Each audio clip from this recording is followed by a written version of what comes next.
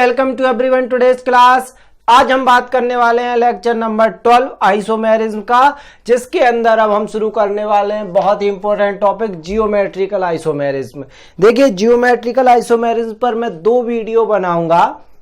Geometrical isomerism पर मैं दो वीडियो लेके आऊंगा। लेक्चर 12 और 13 में इसकी बात होगी। आज के लेक्चर में लेक्चर 1 में बात करेंगे हम जियोमेट्रिकल आइसोमेरिज्म क्या होती है, उसका इंट्रो, किन किन कंडीशनों में बनता है, टाइप्स क्या है, कुछ केसेस देखेंगे इसके, और cis trans isomers. Cis trans isomers मतलब ये कब, इसमें पूरी तरीके से हम यहां तक बात करने वाले हैं, इनको पहचानना सीख जाए कि यहां बनेगा या नहीं बनेगा, ये चीज सीख जाए मेनली, और किन केस में ये बन सकता नहीं बन सकता वो सीखेंगे। उसके बाद सिस ट्रांस आइसोमेरिज्म पढ़ेंगे। कल के लेक्चर में या आज हो सकता है, ये लेक्चर अभी बन रहा है दोपहर में, इसको बनने के बाद शाम तक अपलोड हो जाएगा। कल सुबह तक आपको ये लेक्चर भी मिल जाए EZ का। तो EZ इसमें अपन पढ़ेंगे EZ सिन एंटी आइसोमर्स। उसके बाद कुछ कैसे फाइंड करें टोटल जियोमेट्रिकल आइसोमर, कितने बनाए जा सकते हैं पर्टिकुलर कंपाउंड से, वो उसके बाद हम देखेंगे एग्जाम्पल। ठीक है, इसके बाद हम देखेंगे एग्जाम्पल। ओके, ठीक है, तो फटाफट हम शुरू करते हैं अब इसको। चलो,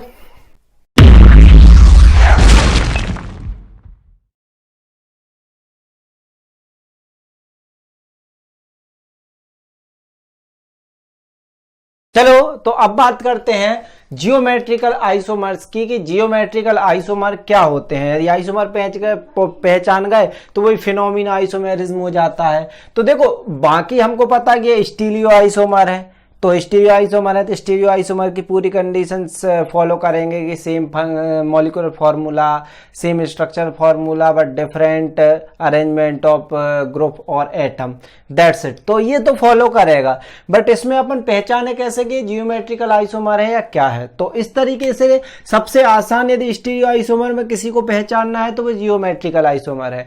इसमें आपको कुछ चीजें देखनी पड़ती है। पहला, रिस्ट्रिक्टेड रोटेशन। सबसे पहले आपको देखना है रिस्ट्रिक्टेड रोटेशन की रिस्ट्रिक्टेड रोटेशन होता क्या है। रिस्ट्रिक्टेड रोटेशन सबसे पहली कंडीशन है कि इनके बीच में रिस्ट्रिक्टेड रोटेशन होना चाहिए। ऐसे मॉलिक्यूल जिनमें रिस्ट्रिक्टेड रोटेशन होगा तो ही आपको पहली कंडीशन यही देखना है, बाकी कुछ है नहीं है, बात की बात है। रिस्ट्रिक्टेड रोटेशन देखना है, ठीक है। रिस्ट्रिक्टेड रोटेशन को हिंदी में बोला जाता है सीमित घूर्णन। सीमित घूर्णन। अब मैं जैसे बताता हूं, जितने सिंगल बॉन्ड होते हैं उनमें रोटेशन होता है। रिस्ट्रिक्टेड रोटेशन का मतलब होता है रोटेशन को रोक देना एक तरीके से। जैसे मैं आपसे बात करूं, चलो एक एग्जांपल से समझते हैं। ये देखो, मैंने मान लिया कि एक एक्सेस है, जैसे सिंगल बॉन्ड बनता है ना आपका, जैसे मान लो यहां लिखा हुआ है C, सिंगल बॉन्ड C, और यहां पर दो कोई ग्रुप लगे हुए हैं, एक A लगा, एक B लगा, एक C लगा, एक D। तो इनमें रिस्ट्रिक्टेड रोटेशन है या नहीं ये देखें तो ये सिंगल बॉन्ड होता है। सिंगल बॉन्ड आपको पता है ऐसे करके ऐसे जुड़ा रहता है, तो सिंगल बॉन्ड होता है। तो यदि इसका मतलब ये होता है कि इन दोनों कार्बन में से एक किसी को पकड़ लिया जाए, मान लो ये इस तरीके से है ना, ये इस तरीके से, यहां भी एक लगा हुआ है, ठीक है। तो इसमें से एक किसी को पकड़ लिया जाए और दूसरे घुमाया जाए तो घूमता है कि नहीं। यदि घूमता है तो उसमें रिस्ट्रिक्टेड रोटेशन नहीं है, और नहीं घूमता तो है। फॉर एग्जांपल, ये सिंगल बॉन्ड की कंडीशन है, तो आपने इसको घुमाया, ये इस तरीके से था, आपने इस वाले भाग को मैं पकड़ के रख रहा हूं, इसको घुमा रहा हूं, ये देखो सिंगल बॉन्ड घूम गया, मतलब इसमें रिस्ट्रिक्टेड रोटेशन नहीं है, ये घूम रहा है। इसलिए सिंगल बॉन्ड वाले कंपाउंडों में तो ये नहीं होगा, मतलब जितने एल्केन होंगे वो ज्यामितीय समवेता या जियोमेट्रिकल आइसोमेरिज्म शो नहीं करेंगे। बट चलो अपन इसको थोड़ा सा देखते हैं कि मान लो कहीं डबल बॉन्ड आ जाए, यहां सिंगल बॉन्ड की जगह यदि डबल बॉन्ड ले लिया जाए तो कंडीशन क्या बनेगी। सिंगल बॉन्ड की जगह डबल बॉन्ड, मतलब ये सिंगल बॉन्ड था, देखो ये ग्रुप सिंगल बॉन्ड से जुड़ा है, मैंने एक बॉन्ड और लगा लिया, यहां मैंने एक बॉन्ड और लगा लिया, तो ये एक बॉन्ड और लग गया। अब मैं इस वाले भाग को देखो, ये इस तरीके से थे, ये इस तरीके से हैं। अब मैं इसको पकड़ के रखता हूं, इसको घुमाता हूं तो नहीं घूमेंगे, देखो नहीं घूमेंगे, ये टूट जाएगा, खिंचाव आ जाएगा। तो ये नहीं घूम रहे हैं तो इसको ही रिस्ट्रिक्टेड रोटेशन बोलते हैं। देखो सबको दिख रहा होगा, इसी को रिस्ट्रिक्टेड रोटेशन बोला जाता है। डबल बॉन्ड आने के कारण, डबल बॉन्ड एक्चुअल में बंधता कैसे है आपको ये समझ आएगा। देखो डबल बॉन्ड कुछ इस तरीके से बनता है कि आपका कार्बन है, डबल बॉन्ड कार्बन है, मतलब एक तो पाई सिग्मा बॉन्ड यहां बन जाता है, आपको पता है, दो कार्बन के बीच, लेकिन पाई बॉन्ड हमेशा ऊपर नीचे बनता है। तो अब देखो ये यहां से बंधे हुए हैं, ये यहां से बंधे हुए हैं। इसमें क्या होता है, सिग्मा बॉन्ड ये नीचे का रहता है। तो यदि किसी में सिर्फ सिग्मा बॉन्ड है, पाई बॉन्ड नहीं है, तो इनको अब भी बताया था घुमाना आसान, इसको पकड़ लो घुमा लो। अब इसमें देखना, आप इसको पकड़ो और इसको घुमाओ तो ये बॉन्ड बनने के कारण ये पूरा थोड़ी घूम पाएगा। तो इसको बोलते हैं सीमित घूर्णन। ऐसा नहीं है कि बिल्कुल नहीं घूमेगा, इसको सीमित घूर्णन बोलते। थोड़ा सा लचीलापन आ सकता है, इससे ज्यादा कुछ नहीं होगा। जैसे इसके अंदर मैंने आपको बताया कि थोड़ा सा लचीलापन इसमें आ सकता है, बाकी और आपका कुछ नहीं है। ये कि ये थोड़ा सा घूम सकता है, ये बस सीमित घूर्णन, रिस्ट्रिक्टेड रोटेशन, पूरे तरीके से नहीं घूमे। तो इन कंपाउंडों के अंदर रिस्ट्रिक्टेड रोटेशन होना चाहिए। अब आपको समझ आ गया रिस्ट्रिक्टेड रोटेशन। तो रिस्ट्रिक्टेड रोटेशन सिंगल बॉन्ड में तो नहीं होता, तो कहां होता है, ये मिलेगा आपको डबल बॉन्ड में। तो डबल बॉन्ड में हमेशा सिंगल, और एक डबल बॉन्ड काय के बराबर होता है, रिंग के। तो डबल बॉन्ड और रिंग में ये रिस्ट्रिक्टेड रोटेशन मिलता है। अब रिंग में कैसे मिलेगा कोई कहे, तो रिंग वाले के लिए मैं बताता हूं। जैसे मान लो ये मेरे पास एक कॉपी है, ठीक है, ये देखना, ये कॉपी है, ये एक रिंग है, ये साइक्लिक रिंग है, इसको ऐसे ले लेते हैं, ये साइक्लिक रिंग है। मान लो मैंने 4 कार्बन की एक रिंग बनाई, ये बनाई साइक्लोब्यूटेन, ये साइक्लोब्यूटेन की तरह है, ये साइक्लोब्यूटेन की तरह है। अब देखो इसमें यदि आपके मान लो कार्बन लगे हुए हैं, मान लो एक यहां पे लगा ग्रुप, एक यहां पे, अब मैं इनको पकड़ के घुमाऊं तो ये घूम नहीं सकता पूरी तरीके से, है ना, ये बिल्कुल प्लेन ले लेते तो नहीं घूम सकता ये। तो इसको बोला जाता है कि रिस्ट्रिक्टेड रोटेशन रिंग में भी होता है और डबल बॉन्ड में भी होता है। तो पहली कंडीशन तो रिस्ट्रिक्टेड रोटेशन होना चाहिए, मतलब डबल बॉन्ड या रिंग होना चाहिए, ठीक है, डबल बॉन्ड या रिंग होना चाहिए। जनरली ये कहां कहां मिल जाती है उनके केस में बात करेंगे, ठीक है। तो डबल बॉन्ड आपका कार्बन कार्बन डबल बॉन्ड हो जाता है, कार्बन कार्बन डबल बॉन्ड हो सकता है, कार्बन नाइट्रोजन डबल बॉन्ड हो सकता है, नाइट्रोजन नाइट्रोजन डबल बॉन्ड हो सकता है, कार्बन ऑक्सीजन डबल बॉन्ड। ये इस केस को जनरली क्या बोला जाता है कि ये जियोमेट्रिकल आइसोमेरिज्म शो नहीं करता। मैक्सिमम बुकें भी यही बोलते हैं कि ये नहीं करता, लेकिन मैं आपको जियोमेट्रिकल आइसोमेरिज्म के लेक्चर के एंडिंग में, इसकी पार्ट में वीडियो आएंगे, ये पहला पार्ट है और भी पार्ट आएंगे, तो उनमें जो सेकंड पार्ट या लास्ट पार्ट होगा उसके अंदर मैं लास्ट में बताऊंगा कि ये एक जगह है जहां पर सी डबल बॉन्ड ओ भी जियोमेट्रिकल आइसोमेरिज्म शो कर देता है, वो बात की बात है। तो ये कहां कहां हो सकता है, तो इसको मैं अलग से लिख दे रहा हूं कि ये सब जगह ये नहीं होगा अप्लाई। कुछ बुकें कहेंगी कि ये नहीं होगा, कुछ जगह है जहां बता देते हैं। आप यदि इस चैनल पे आए हो तो आपको बहुत अलग चीजें मिलेंगी, जो आपको जनरली बहुत रिसर्च करके चीजें मिलेंगी, ठीक है। फर्स्ट होगा रिस्ट्रिक्टेड रोटेशन या सीमित घूर्णन होना जरूरी है। सेकंड, अब देखो कि मान लो यहां रिस्ट्रिक्टेड रोटेशन है 2 कार्बन कार्बन के रूप में, यहां कोई ग्रुप ए जुड़ा है, यहां बी जुड़ा है, यहां सी जुड़ा है, यहां डी जुड़ा है, ठीक है, ए बी सी डी इस तरीके से यहां ग्रुप आपके जुड़े हुए हैं, सी डी।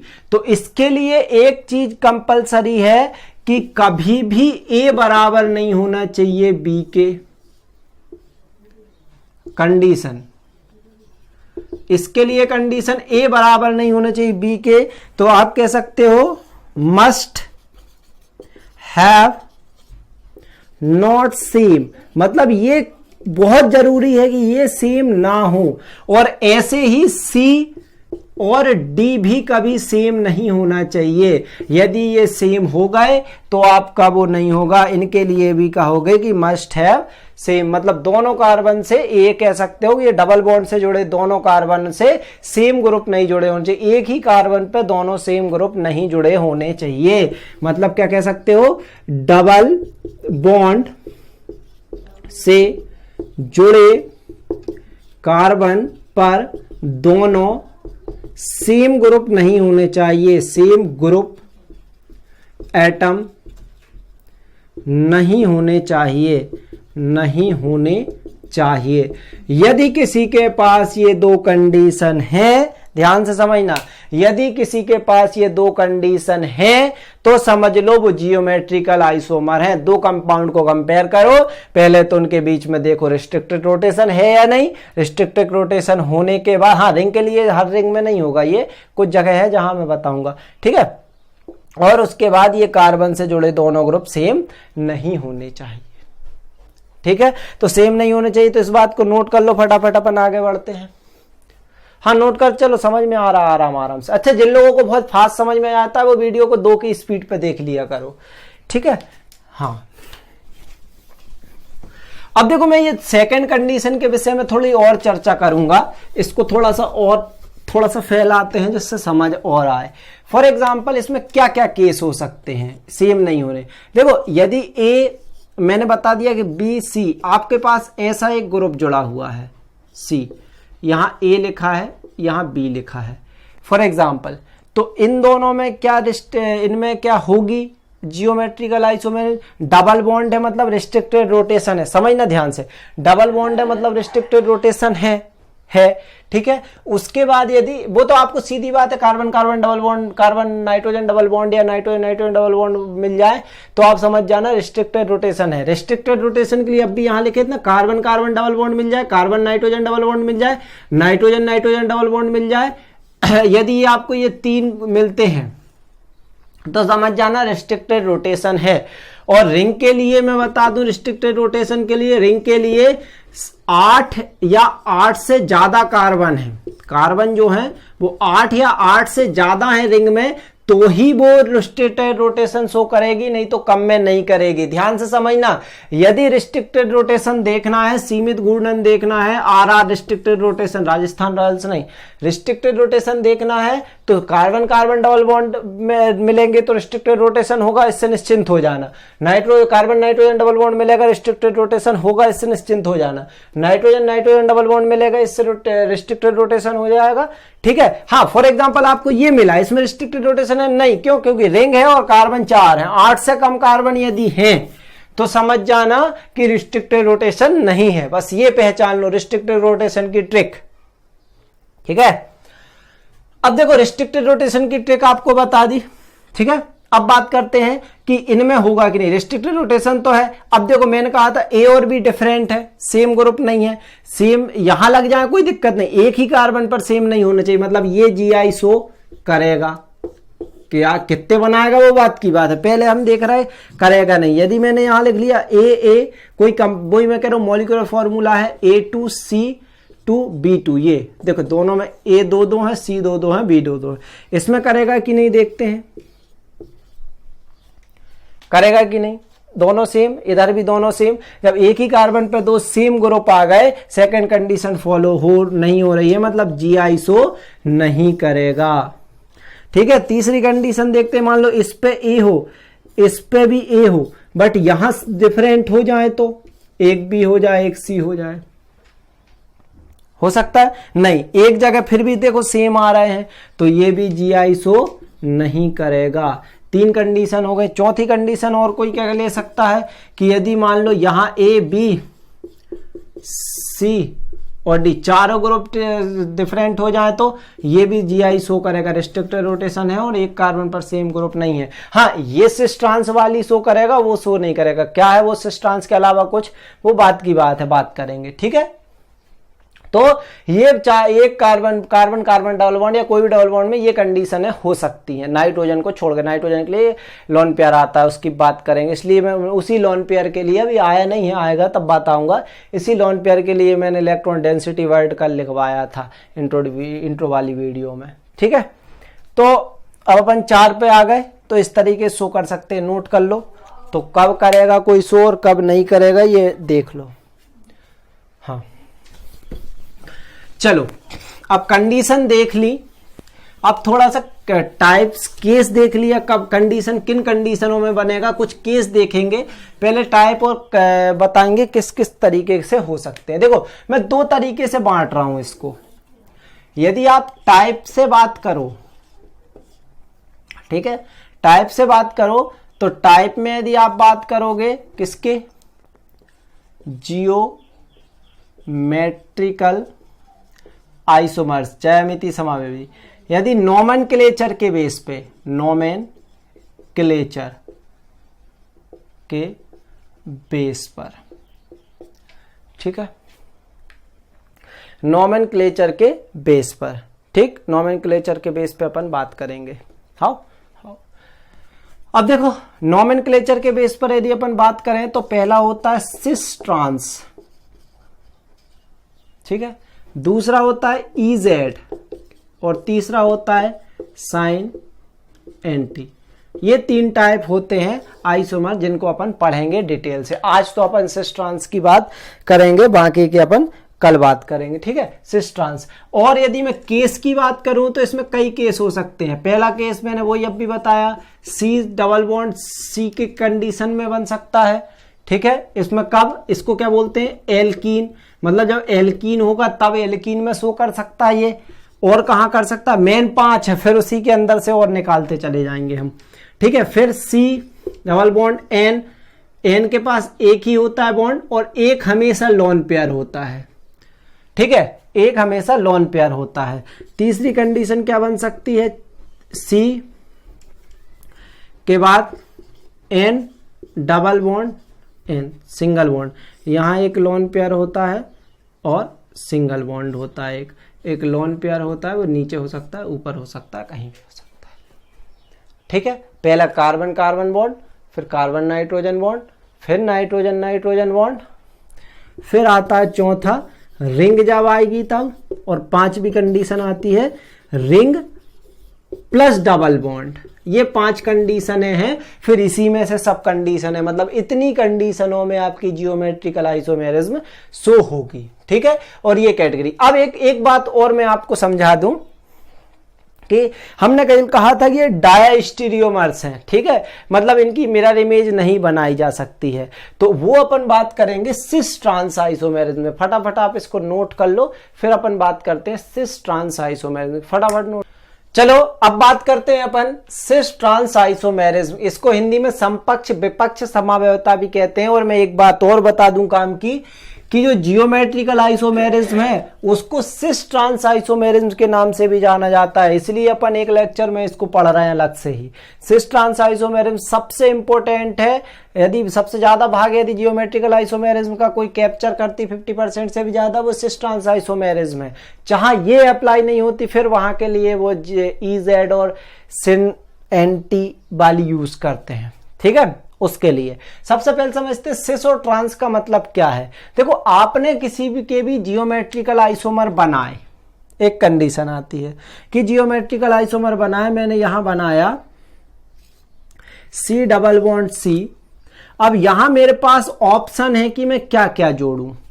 मेरे पास 2 ग्रुप हैं, एक है ए, ठीक है, एक बी, और मैंने एक ए एक बी यहां जोड़ दिया। इन्हीं ए और बी को जोड़ने का मेरे पास 2 सेम थे, तो इनको जोड़ने का एक तरीका और है, या मैं इसको इस तरीके से जोड़ दूं कि सी डबल बॉन्ड सी। अब मैं एक काम करूं कि ए सेम एक साइड ले लिए। देखो यहां तो मैं ले ही नहीं सकता, क्यों नहीं ले सकता, इस ए को यहां से यहां लाऊंगा तो जियोमेट्रिकल आइसोमेरिज्म शो ही नहीं करेगा। अब भी 4 कंडीशन बताई थी, सेम ग्रुप एक साथ हो गए, तो मेरे पास तरीका इसको चेंज करने के लिए मैं इसको यहां कर दूं, बी को यहां कर दूं और इस बी को यहां कर दूं, इस बी को यहां कर दूं। तो जब जियोमेट्रिकल आइसोमेरिज्म शो हो रही हो, ऐसी पूरी कंडीशन है जहां रिस्ट्रिक्टिव रोटेशन आ जाए, वो लॉ भी फॉलो हो जाए, दोनों साइड एक से ग्रुप नहीं है, इस साइड यहां एक से ग्रुप हो सकते हैं, इसमें कोई दिक्कत नहीं। एक कार्बन पे दोनों एक से ग्रुप नहीं होने चाहिए, 2 कार्बन पर सेम हो सकते हैं। तो इसको अपन बीच में से हमेशा प्लेन में से काट दो, इसको बोला जाता है, इसको प्लेन से अलग कर दो, वो एक प्लेन ऊपर एक नीचे। तो जब दोनों ग्रुप एक ही साइड आ जाए, मतलब एक ही प्लेन पे आ जाए, तो इसको बोला जाता है सिस रूप। इसको क्या बोला जाता है, सिस। अब जब दोनों अलग अलग आ जाएं तो इसको बोला जाता है ट्रांस। क्या, सिस और ट्रांस। फॉर एग्जाम्पल आप इसको इस तरीके से समझ लो कि मान लो ये मेरा हाथ है, यहां पर आपका एक ये आ गया ए और एक ये आ गया ए। अब दोनों इस प्लेन के ऊपर है, मतलब ये ए की कंडीशन है, एक ये ए और एक ए ये वाला ए, दोनों प्लेन की एक ही साइड आ जाएं तो इसको बोला जाता है सिस रूप, मतलब दोनों ऊपर की ओर है नीचे की ओर आ जाए तो इसको सिस रूप बोला जाता है। जबकि एक ऊपर और एक नीचे दोनों अपोजिट डायरेक्शन में आ जाए तो इसको ट्रांस रूप बोला जाता है, ट्रांस विपक्ष, इसको क्या बोला जाता है, समपक्ष हो गए हैं। अब अपन इनको कुछ और एग्जाम्पल के थ्रू समझते चलते हैं, कुछ और एग्जाम्पल लेते हैं जिनके थ्रू इनको समझते हैं। अब देखो सिस ट्रांस आइसोमेरिज्म को और इसके विषय में सारी कंडीशन, पहले से ट्रांस आइसोमेरिज्म को और अच्छे समझ लेते हैं, फिर इसके एग्जाम्पल लेंगे। ध्यान समझना, एक एग्जाम्पल मैंने लिया सी, यहां लगाया Cl, यहां लगाया Cl, यहां लगाया H, यहां लगाया H। अब ध्यान से समझो, तो क्या ये आइसोमेरिज्म देगा? देगा। डबल बॉन्ड है, double bond C, restricted rotation है। उसके बाद रिस्ट्रिक्टेड रोटेशन होने के बाद यहां देखो तो एक कार्बन पे दोनों डिफरेंट ग्रुप लगे, एक Cl है एक H है, ठीक है, यहाँ एक Cl है यहाँ एक H है, तो इसका मतलब ये देगा। अब इसका ये सिस रूप कहलाता है। क्यों सिस कहलाएगा? क्योंकि दोनों ही सेम ग्रुप जो डबल बॉन्डेड कार्बन है उसके प्लेन के एक ही साइड है, एक ही प्लेन में, एक ही पाई प्लेन बोला जाता है इसको, एक ही प्लेन में मतलब एक ही साइड है, ठीक है। अब इनको यदि दूसरी साइड ले लो, एक Cl इधर ले लो, H इधर ले लो, C डबल बॉन्ड C इधर H ले लो, इधर Cl ले लो, तो ये कहलाता है आपका ट्रांस रूप। ट्रांस रूप मतलब दोनों अलग अलग ग्रुप में चले जाएं तो ये ट्रांस रूप कहलाता है। फॉर एग्जाम्पल मैं आपको बताता हूं कि सिस ट्रांस रूप कब होगा कब नहीं होगा, नहीं होगा तो फिर वो क्या होगा वो अपन आगे की वीडियो में देखेंगे। तो ध्यान से समझना कि यदि मान लो मैं यहां ले लेता हूं CH3 C double bond H और Cl, क्या यहां पर आइसोमेरिज्म होगी? नहीं होगी। क्यों? क्योंकि दोनों सेम ग्रुप एक ही कार्बन पे जुड़े हुए हैं, इसका मतलब ये आइसोमेरिज्म नहीं देगा। सबसे अच्छा तरीका है इसको पहले पहचानना सीखो, फिर सिस ट्रांस, ये सिस ट्रांस की बात है, ठीक है। आप और एग्जांपल ले लो, फिर अपन इसकी कैरेक्टर के विषय में पढ़ेंगे। जैसे मान लो यहां पर मैं ले लूं CH3 H double bond C CH3 H, isomerism देगा क्योंकि पहले तो रिस्ट्रिक्टेड रोटेशन है, दोनों सेम कार्बन है। अब ये कहलाएगा सिस रूप। इसका ट्रांस बनाना हो तो CH3H कहीं भी बदल सकते हो, इसी साइड नहीं, H CH3, ये ट्रांस रूप कहलाता है, ठीक है। ये क्या कहलाता है? ट्रांस रूप। आप इसको नोट करो, फिर हम आगे बढ़ते हैं। चलो अब हम बात करते हैं सिस और ट्रांस रूप के कुछ कैरेक्टर। सिस और ट्रांस के कैरेक्टर, सिस और ट्रांस रूप के कैरेक्टर की बात करते हैं। तो सिस और ट्रांस रूप के कैरेक्टर कैसे आएंगे, ध्यान से समझो। इसमें मैं एक उदाहरण लेता हूं, COOH, इधर ले लेता हूं, ये ज्यादा काम पड़ेगा, HOOC H C double bond O H COOH H, ये सिस रूप है, ठीक है। इसका ट्रांस रूप बनाएंगे तो क्या बनेगा?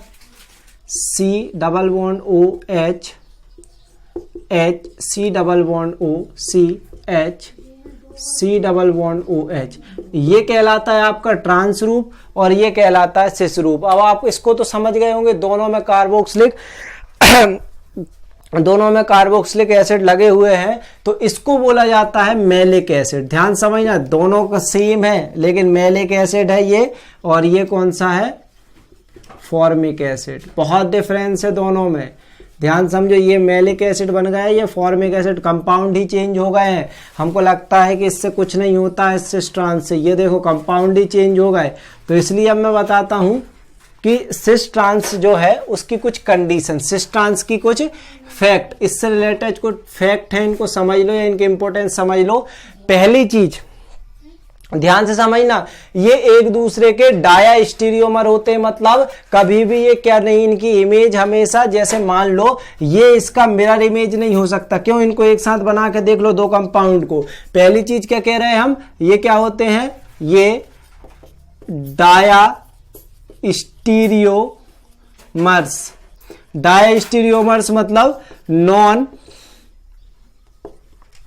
नॉन मिरर इमेज, ये कभी भी मिरर इमेज नहीं देते, नॉन मिरर इमेज देते हैं। नॉन मिरर इमेज देने के साथ साथ इसमें ध्यान समझना, नॉन मिरर इमेज देते हैं क्यों, ध्यान से समझ लो। यहां मान लो आपने बनाया A B C double bond A B, ये आपका कौन सा रूप है, सिस रूप। आपने एक बनाया A B C double bond C B A. आप इसको देखो, यहां यदि मिरर लगा दो तो क्या ये इसके ऊपर रखा जाएगा। मिरर इमेज का मतलब ये होता है हमारी हथेलियां, ठीक है, हथेलियां। इनको यदि आप रखोगे तो ये रखा गया, ये इस तरीके से अलग हो गए मिरर इमेज दोनों की एक दूसरे की।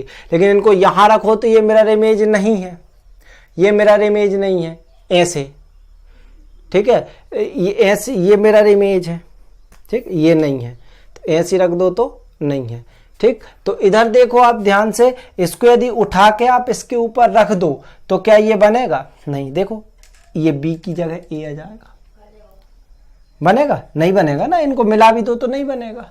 मिरर इमेज का मतलब यहां सेम टू सेम आ जाना था, इसीलिए तो रिस्ट्रिक्टेड रोटेशन देखा जाता है। मैं आपको बताता हूं रिस्ट्रिक्टेड रोटेशन देखने का मतलब ही क्या है। फॉर एग्जांपल आपने यदि ये बनाया, मिरर इमेज नहीं होने के लिए तो रिस्ट्रिक्टेड रोटेशन जरूरी। A B C single bond बनाया, सी ए बी। अब आप कह रहे हो रिस्ट्रिक्टेड रोटेशन है मतलब इसको घुमा करके आप नीचे ले आओ, ठीक है। तो ये सिस रूप, यहां मान लो सिंगल बॉन्ड है, ये आप ट्रांस रूप कह रहे हो, इसको कह रहे हो आप सिस रूप। ध्यान समझना, इसको ट्रांस रूप कह रहे हो, इसको सिस। क्यों ट्रांस कह रहे हो, दोनों अलग अलग है। मैं कह रहा हूं रिस्ट्रिक्टेड रोटेशन है मतलब इनको घुमाया जा सकता है। इसको पकड़ के आप ऐसा घुमा दो, तो घुमा दोगे तो क्या आ जाएगा, ये मतलब जो आसानी से जो घूम सकते हैं उनको एक दूसरे में बदला जा सकता है। और जब एक दूसरे में बदल गए तो फिर अपने को पढ़ने का मतलब है क्या, ठीक है। इसलिए ये जियोमेट्रिकल आइसोमेर में डायस्टीरियोमर्स है, मतलब नॉन मिरर इमेज है। और नॉन मिरर इमेज का मेन कारण है रिस्ट्रिक्टेड रोटेशन। तो ये नॉन मिरर इमेज होते, एक दूसरे की मिरर इमेज नहीं होते। अब इनके लिए कुछ बात समझ लेना, कहोगे कि एरियल डिस्टेंस आर डिफर, मतलब एरियल डिस्टेंस इनकी डिफर होती है। मैलिक एसिड नोट कर लो। हाँ, एरियल मिरर जो डिस्टेंस है वो डिफरेंट होती है। कैसे, अब देखो एरियल कैसे होती है। मान लो आपने इसको बनाया Cl H C double bond C Cl H, ये सिस फॉर्म बन गया। ये Cl H C C H Cl, इसको आप सिस बोलोगे, इसको ट्रांस बोलोगे। एरियल डिस्टेंस मतलब जो मेन ग्रुप है उनके कंपाउंड बीच की दूरी, इसको आप यदि L1 मान लो, इस डिस्टेंस को L1 और इस डिस्टेंस को L2 मान लो, तो आपको लॉजिकली दिख रही है कि L2 हमेशा ज्यादा होगी L1 से, है ना। मतलब जो डिस्टेंस L2 किसकी डिस्टेंस है, L2 किसकी होती है, ठीक है। L2 मतलब ये किसके लिए होती है, ट्रांस के लिए। ट्रांस में जो कंपाउंडों के बीच की दूरी है वो ज्यादा होती है और सिस के अंदर क्या होती है, जो दूरी होती है वो कम होती है। तो इसलिए एरियल डिस्टेंस डिफरेंस होती है। आपको अलग ही दिख रहा है, ये दोनों पास पास हैं, ये दोनों दूर दूर है, ठीक है। ठीक, तीसरी बात करें कि डाइपोल मूवमेंट, डाइपोल मूवमेंट की बात करें आपको बहुत अच्छे समझ लेना। डाइपोल मूवमेंट जो होता है वो सिस का ज्यादा होता है, ठीक है। डाइपोल मूवमेंट ऑफ सिस, इसको इस तरीके से बोलते हैं, वो हमेशा ज्यादा होता है डाइपोल मूवमेंट ऑफ ट्रांस के, पहली चीज। और दूसरी चीज समझ लेना, ये तो एक बात है ही, लेकिन इसके लिए एक और कंडीशन है कि जो डाइपोल मूवमेंट ऑफ सिस होता है, डाइपोल मूवमेंट ऑफ सिस का डाइपोल मूवमेंट होता है वो कभी भी जीरो नहीं हो सकता। जबकि डाइपोल मूवमेंट ऑफ ट्रांस, इसको समझ लेना, बता रहा हूं कैसे। ट्रांस आपका एप्रोक्सी जीरो होता है, मतलब जीरो के बराबर। क्यों, समझ लेना। डाइपोल मूवमेंट का मतलब क्या, इनके ऊपर चार्ज जनरेट हो जाए। तो अब एक बात ध्यान समझना, यदि यहां आप बात करोगे तो इसकी इलेक्ट्रॉन एक्टिविटी ज्यादा है, ये कार्बन से इलेक्ट्रॉन खींचेगा, ये कार्बन से इलेक्ट्रॉन खींचेगा तो इसके ऊपर नेगेटिव चार्ज आएगा। ये कार्बन से इलेक्ट्रॉन इस डायरेक्शन में खींच रहा है, ये इस डायरेक्शन में खींच रहा है, तो इस पे भी नेगेटिव आएगा, इस पे भी नेगेटिव आएगा, उस पे भी नेगेटिव आएगा। यहां देखो तो ये इस पे भी नेगेटिव आएगा, इधर खींचेगा, ये इधर खींचेगा, तो इस पे भी नेगेटिव आएगा। तो इसमें कोई नई बात नहीं है। लेकिन अब देखो एक बात निकल के आती है, यदि इनका वेक्टर देखो तो इस तरीके का वेक्टर है, V का, मतलब ये एक दूसरे को कैंसिल नहीं करेंगे, इनको घटाना पड़ेगा। तो इनमें कोई ना कोई एक दूसरे को कैंसिल नहीं करेंगे, तो कैंसिल नहीं करेंगे तो ये सेम है, तो जुड़े घटे कुछ ना कुछ करके भी ये मैग्नीट्यूड को एक अलग डायरेक्शन में मतलब कुछ ना कुछ आपको वैल्यू दे के जाएंगे, ठीक है। जबकि इसको देखो तो ये वाला ऊपर की ओर खींच रहा है, ध्यान समझ, यहां थोड़ा वेक्टर का काम है, या तो इसको समझना आती है, थोड़ा सा दिमाग में रखना पड़ेगा। वेक्टर का काम है, ये ऊपर की ओर खींच रहा है और ये अपोजिट साइड में नीचे की ओर। जब दो वेक्टर की सेम, देखो दोनों ही कार्बन क्लोरीन से जुड़े, मतलब एक सी स्पीड से खींचेंगे, दोनों ही सेम ग्रुप के साथ जुड़े तो एक सी स्पीड से खींचेंगे, तो ये क्या करेगा, इधर से ये इधर खींचेगा, इधर से ये इधर खींचेगा। तो जब दो सेम ताकतें एक दूसरे को, वेक्टर में क्या होता है, अपोजिट डायरेक्शन में सेम लगते हैं, तो उनका जो मैग्नीट्यूड आता है वो हमेशा 0 आता है। वेक्टर है, सदिश है, तो 0 आता है, तो इसलिए इसके लिए ट्रांस के लिए 0 होगा। या ऐसे समझ सकते हैं कि एक ही साइड है तो एक साइड का मूवमेंट, डाइपोल मूवमेंट बढ़ा देंगे, या अपोजिट साइड में है तो एक दूसरे को कैंसिल कर देंगे। या फिर ऐसे भी समझ सकते हो कि तीसरी चीज, अब इसको ऐसे समझ सकते हो जो स्टेबिलिटी में बताऊंगा मैं। तो पहली चीज कि सिस के लिए 0 नहीं होता, लेकिन ट्रांस के लिए 0 हो जाता है, पहली चीज। अब आगे अपन बात करें तो एनर्जी की बात करें, एनर्जी में यदि बात करें तो सिस की एनर्जी ट्रांस से ज्यादा होती है, ये आपको बता दूं। ये इसका कारण मैं बता दूं, क्यों? क्योंकि इसका कारण है स्टेबिलिटी। स्टेबिलिटी ट्रांस की ज्यादा होती है सिस से। क्यों? समझो, यहां देखो तो दोनों Cl एक साइड है और इनके बीच की डिस्टेंस क्या है, L1, और यहां डिस्टेंस क्या है, L2, और आप कह रहे हो कि L2 L1 से ज्यादा है। तो आपने कई बार पढ़ा हुआ है ये अट्रैक्शन में, स्टेबिलिटी कॉन्सेप्ट में, कि दो सेम प्रकार के मॉलिक्यूल जितने दूर रहेंगे उतने स्टेबल रहेंगे, ठीक है। दो सेम प्रकार के मॉलिक्यूल जितने दूर रहेंगे उतने ज्यादा स्टेबल रहेंगे। दो सेम प्रकार के मॉलिक्यूल है ना, कोई इधर खींच रहा है, कोई इधर खींच रहा है, तो सेम जब से एक ही प्रकार की ताकत जितनी दूर रहेंगे उतने स्टेबल रहेंगे, साथ रहेंगे तो लड़ेंगे, वो कहेगा मैं ज्यादा ताकतवर, वो कहेगा मैं ज्यादा ताकतवर। तो यहाँ वही होता है कि L2 की डिस्टेंस ज्यादा है, मतलब दोनों क्लोरीन दूर है तो ज्यादा स्टेबल रहेंगे। यहाँ दोनों क्लोरीन पास है तो कम स्टेबल। अब आपको पता है कि स्टेबिलिटी जो होती है वो एनर्जी की अपोजिट होती है, आपने पढ़ाई है। स्टेबिलिटी मतलब स्थायित्व इनवर्सली प्रोपोर्शनल होता है एनर्जी के। तो जहां स्टेबिलिटी बढ़ रही है वहां एनर्जी अपने आप कम हो जाएगी, या जहां एनर्जी बढ़ रही है वहां स्टेबिलिटी कम हो जाएगी, ठीक। और क्या कैरेक्टर हैं इसके?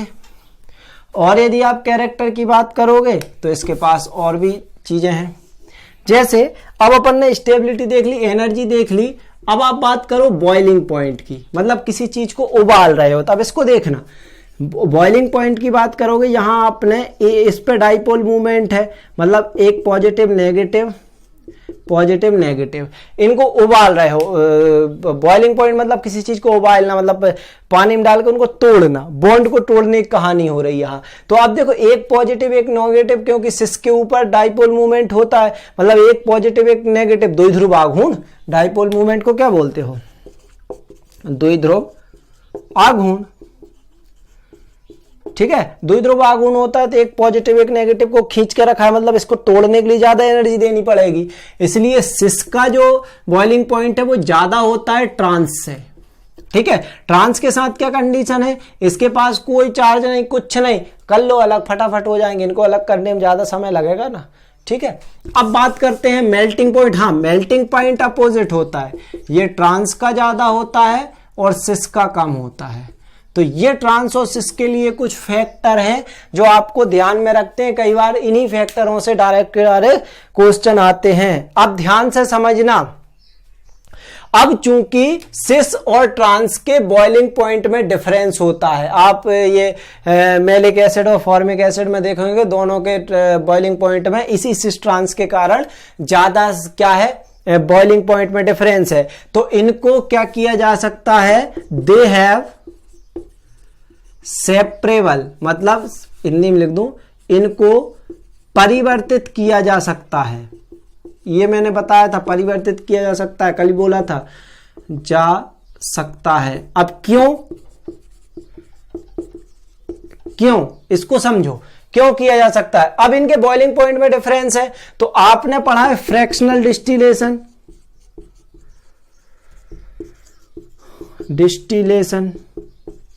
फ्रैक्शनल डिस्टिलेशन क्या कहता है कि जब दो लिक्विड हो, मान लो दो लिक्विड है, उनके बॉइलिंग पॉइंट में डिफरेंस है, तो एक कम बॉइलिंग पॉइंट वाला पहले अलग हो जाएगा और ज्यादा वाला अलग हो जाएगा बाद में। तो इसी तरीके से आपका जिनका बॉइलिंग पॉइंट है उनके बॉइलिंग पॉइंट में डिफरेंस है तो इनको अलग किया जाए, और अच्छा खासा डिफरेंस होता है इनके बॉइलिंग पॉइंट में, इसलिए इनको अलग किया जा सकता है और इनको अलग किया जा सकता है। किस कारण से? क्योंकि इनके बॉइलिंग पॉइंट में डिफरेंस है, इसीलिए इनको अलग किया जा सकता है और अलग अलग पढ़ रहे हैं, और अलग अलग जिनको अलग किया जा सकता है वो अलग अलग कंपाउंड है भी। ठीक है, तो ये पूरा का पूरा सिस और ट्रांस के लिए कहानी है कि ये डाइस्टीरियोमर्स हैं। उसके बाद ये एरियल डिस्टेंस, उसके बाद इनमें L2 की ज्यादा होती है, L1 कम होती है। डाइपोल मूवमेंट सिस में 0 होता है, ट्रांस में सिस में 0 कभी नहीं होता, ट्रांस में 0 होता है। एनर्जी, अच्छा ये कई जगह जहां 0 नहीं होता वहां कंडीशन अलग बताएंगे। एनर्जी में सिस की ज्यादा होती है, ट्रांस की कम। स्टेबिलिटी ट्रांस की ज्यादा होती है, सिस की कम। बॉइलिंग पॉइंट सिस का ज्यादा, ट्रांस का कम। और मेल्टिंग पॉइंट ट्रांस का ज्यादा, सिस का कम। और इसी कारण से इनको एक दूसरे में परिवर्तित किया जा सकता है। तो ये इनके कैरेक्टर आप